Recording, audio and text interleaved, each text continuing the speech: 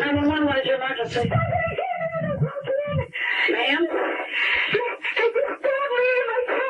What? Who did? Hey YouTube, welcome back to our channel. This is another Crime Couples episode where we're doing part 2 of Darlie Routier. On this one, we're going to stick to some of the more basic ideas of what happened after what we told you from part 1. This is going to be from evidence collection, and it's going to be for court investigation, and then the myths surrounding what actually happened.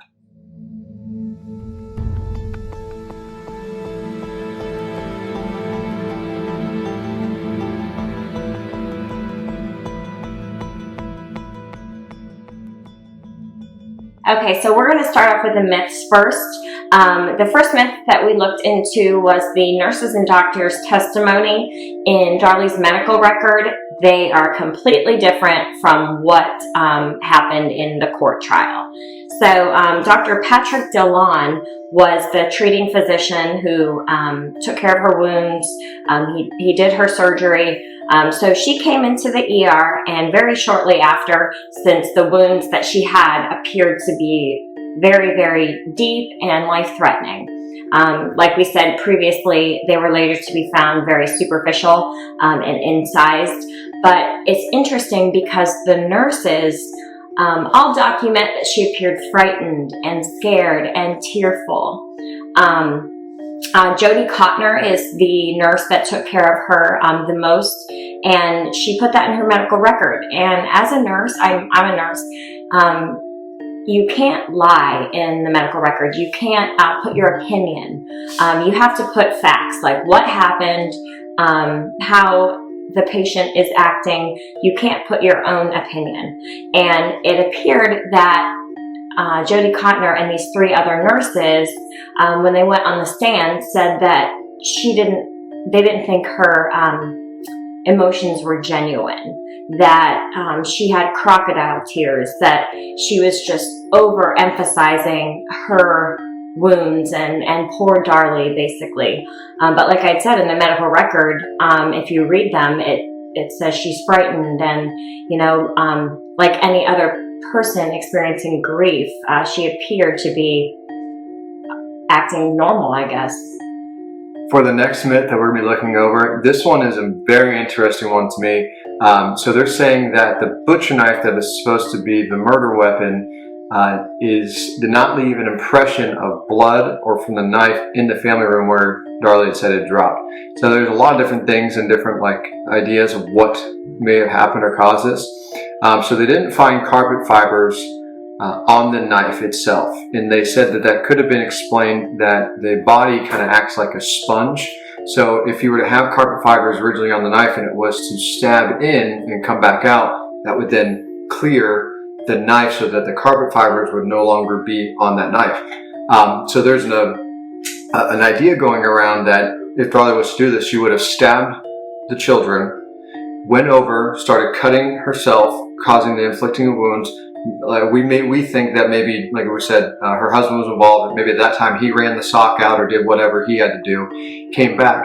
Now, if you remember, Devin was already pronounced dead when they got there, but Damon was still alive. So Damon was still alive. Maybe she realized that, hey, he's still alive, went over and stabbed him again. That would have then cleared the carpet fibers from the knife into him. Now, they did find carpet fibers in the wounds of Damon.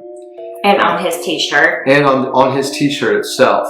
Now, there was also an impression that left, like a second one, but they said that the blood didn't really match up to it. That was the size of it didn't match up to the knife properly. There wasn't really a correct blade or tip mark that was laid down there. Right. So it was very inconsistent. The next myth we'll be looking at is that Darlie administered first aid to her son by putting towels and wet towels on his back. And also, they had mentioned that there were 21 towels taken into evidence, but the prosecution was kind of trying to make their side look better, and they only processed 5. So regarding the towels, there were 21 collected. Of course, they were collecting everything at the scene, but only 5 of them actually had blood evidence on them or DNA. So the other towels were not used because there was nothing on them that was useful. And also regarding the towels that Darley supposedly put on Damon's back to stop the blood, none of those, not a lot of them had blood from Damon on them. There were spots here and there, but they were mostly saturated in Darley's blood.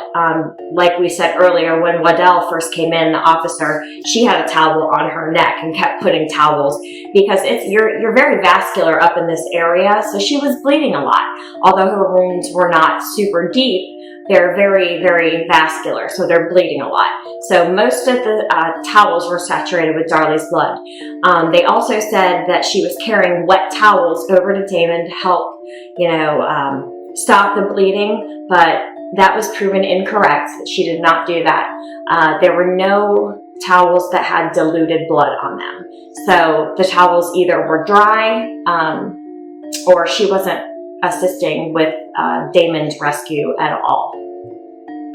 All right, and on to the next one. We have another interesting one. So Darley said when the intruder was leaving, she heard a glass break, and she ran to the kitchen and found glass all over the floor. Well, I think we talked about it a little bit on the first one, but they said that wasn't possible the way she described it because the glass broken was sitting on top of blood, and it was her blood that they tested. So her blood was already on the floor, and the glass panel was underneath. So that wasn't correct. Also, the design of how the wine glass holder, the shelving, it had a lip on it, and it was a security. So if something was to knock it, it wouldn't just fall out and break.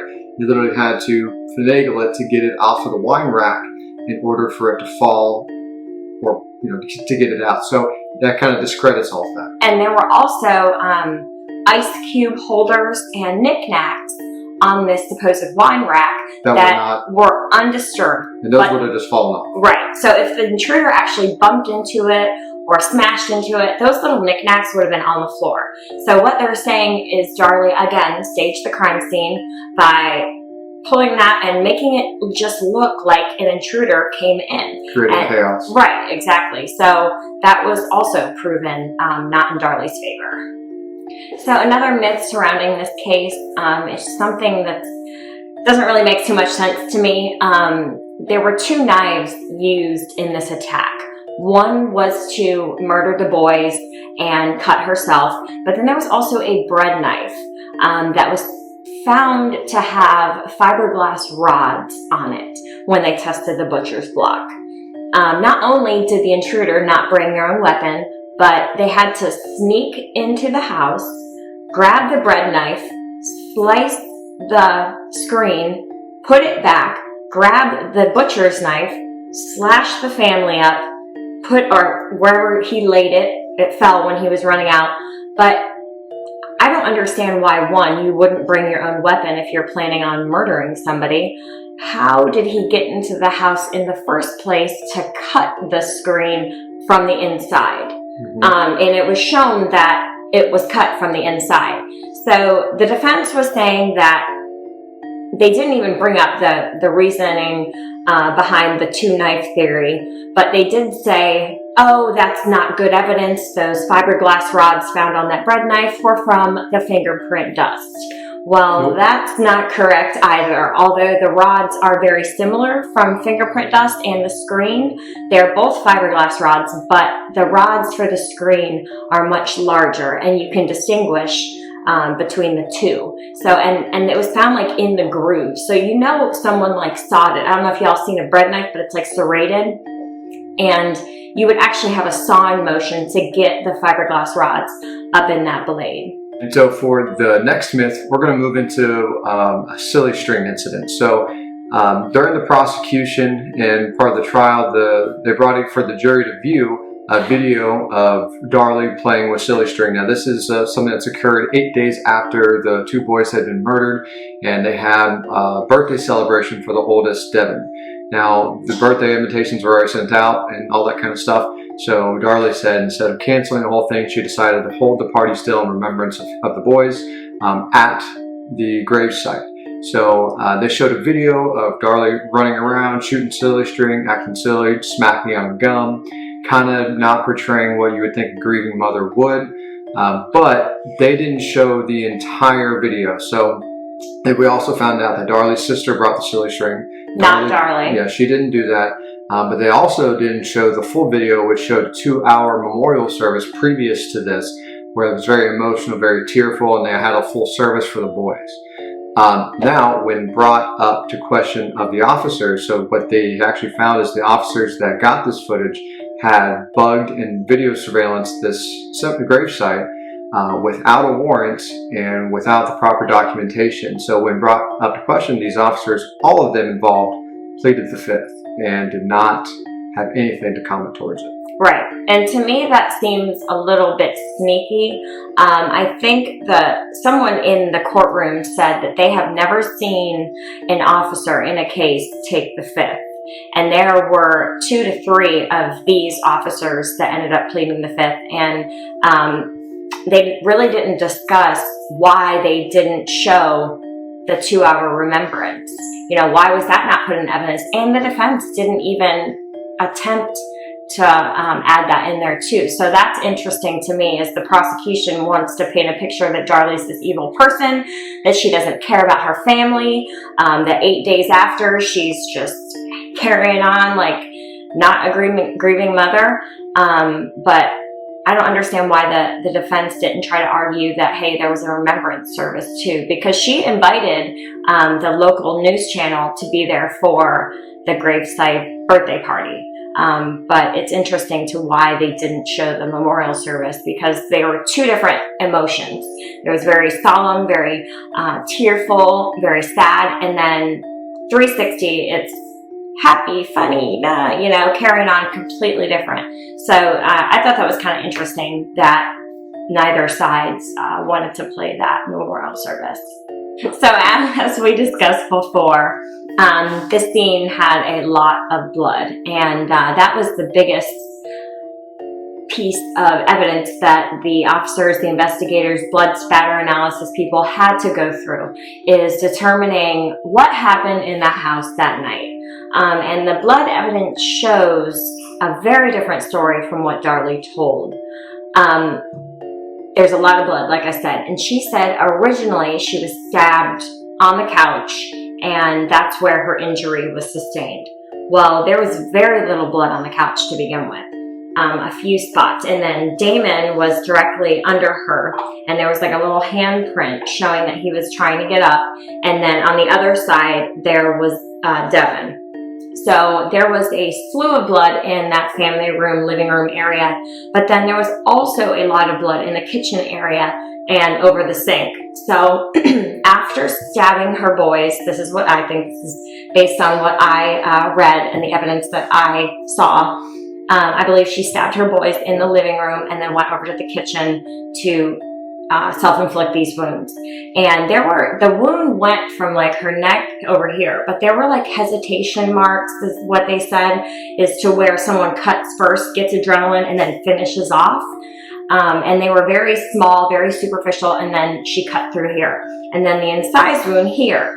Again, this is very vascular. It will produce a large amount of blood. So she was over the sink.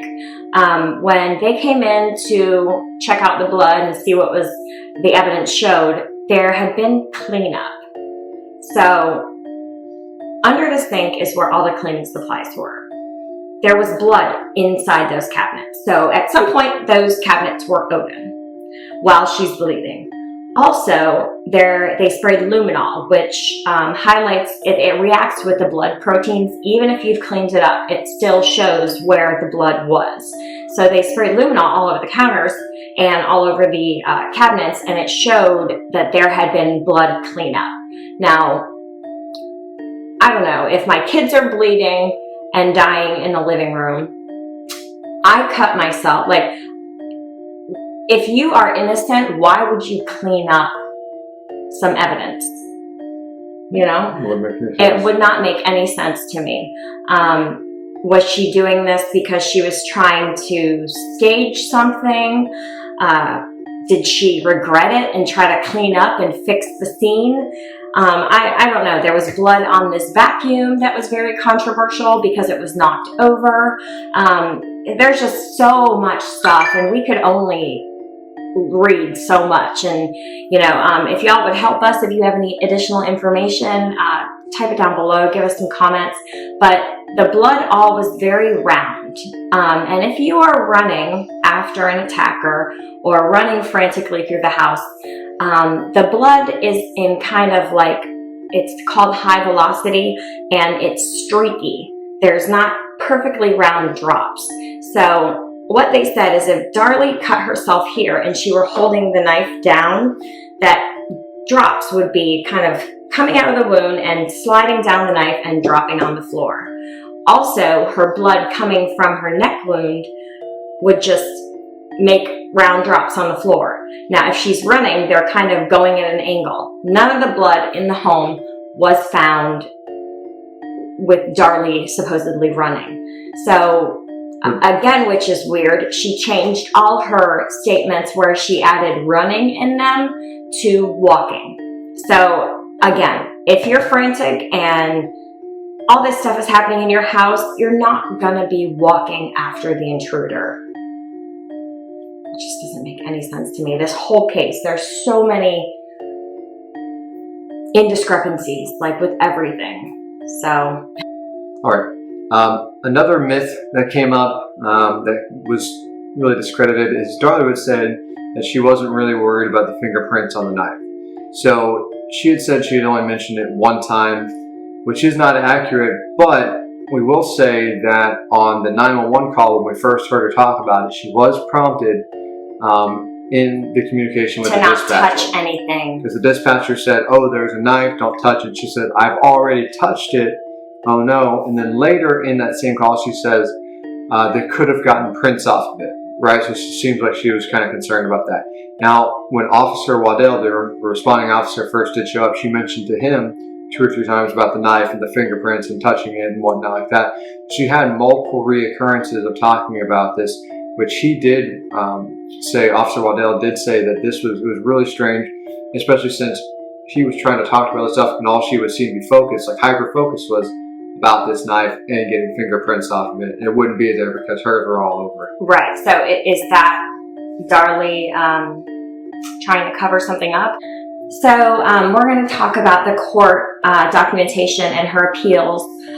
So this is still ongoing. In 2020, every evidence is still being tested for DNA. So Judge Francis kind of seems like a jerk to me. I don't know either way if I believe that Darlie did it or if she's innocent, but Judge Francis is hell-bent on not allowing her and her defense team to kind of run the evidence. You know, they want to collect additional evidence. They want to rerun, because this happened in, what, 1996, okay? We're talking 24... Huge advances in technology for looking into these 24 years later. Like you said, we have advances in technology, so we can see more stuff. So, talking about the sock that was found, it did have Devin and Damon's blood on it, but like we said before, a very small amount. So they also found a limb fiber, limb hair. So either from an arm or a leg or somewhere on your body, it was a body hair. But the judge did not allow this to be tested for DNA. Right. Why? There was extra debris found on the kitchen knife, the handle. He did not allow that to be tested. So the blood on Darlie's shirt appeared to be cast off. So on her right shoulder, if you're stabbing somebody, you go up like this, there's blood droplets that fall down your back. It's called cast off. The prosecution brought this in when they were bringing up evidence. Well, she believes that they need to do some additional testing on this shirt to prove her innocence, that it wasn't cast off, that, you know, the blood drops were from some other form. But the judge, again, did not allow this testing to be done. There's additional objects and stuff that Darley wants to be brought into evidence, but the judge is not allowing any additional objects. So there was also a latent fingerprint found in the utility room. After testing, they did allow testing on this. It was found to be Darren's middle finger joint on the utility room, basically the door, which you would think that would be okay to be there, but it was a blood fingerprint and it was Darren's. So like we discussed before, his attorney was Mr. Mulder, and he was also representing Darley. So there was like a conflict of interest there. Harrison and I believe, 1 minute, and then we changed, that, Darren helped her, that for some reason, the motive is beyond me. Maybe he came down and saw her and wanted to protect her, or maybe they were in on it together, and they say, oh, the kids had life insurance. But if any of you all have had a loved one pass away, funeral expenses are very expensive. It's not cheap. So their life insurance on their kids was a total of $10,000. So $5,000 each. I don't know, but I would not kill my kids for $10,000 of life insurance. I wouldn't kill my kids for any amount of money. And there was also a fingerprint found on an overturned glass table. That was tested on the first trial, and they actually exhumed the bodies later on because they did not fingerprint Damon and Devin. They did their feet prints, which I don't know why they wouldn't do the fingerprints, but they were found that theirs were too small, and it was not Darren and it was not Darley. So does this prove that an intruder was in the house? So some of these items that the prosecution had brought in, so like the fingerprints, some of the blood, DNA testing, things like that, the defense was not allowed to view when they ran through CODIS. So some of the indiscrepancies from, like, especially the fingerprint on the glass was a big one, the overturned glass table.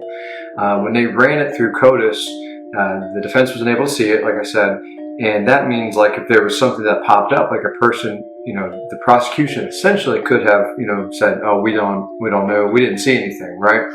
So it took a lot of petitions and a lot of time to do this, but the defense for Darley did eventually get some of the items released so that they could do retesting of their own on it. After petitions and filing for this. I mean, this happened in 1996, and like we said, it's still going on. And this woman's on death row.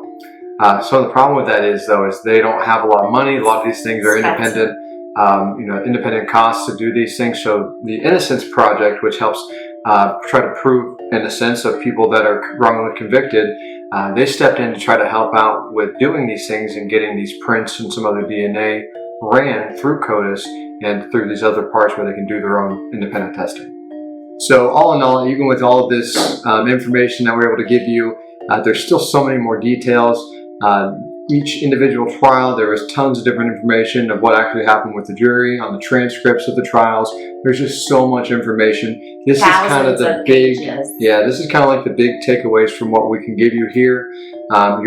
We do encourage, if you're interested in this, go do some independent research. Go look for yourself. There's tons of information. You could go down a rabbit hole for hours. Right. So this case for me really hit home. We have a young daughter, and I don't even know where to begin with what would make a mother do this.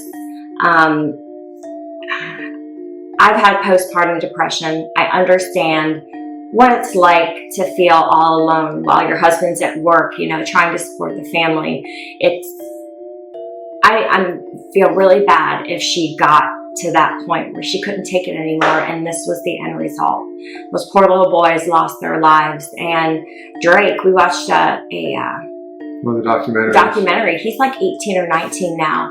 That's still a few years ago. Yeah, and he's not allowed to hug his mother. There's no physical contact. So, I mean, if she's guilty, she really ruined her whole life and her whole family's. It's hard to think about. I'm for her guilt 1 minute and for her innocence the next. So I'm still very up in the air. There's so much more information, like Harrison said, that we could look over, but we're busy investigating new cases for you guys. So I hope you enjoyed this one. Again, if you have any additional comments or information that we didn't discuss, Please share. leave it in your comments and like and subscribe so you have our new videos that we post. So thank you so much for watching. Thank you.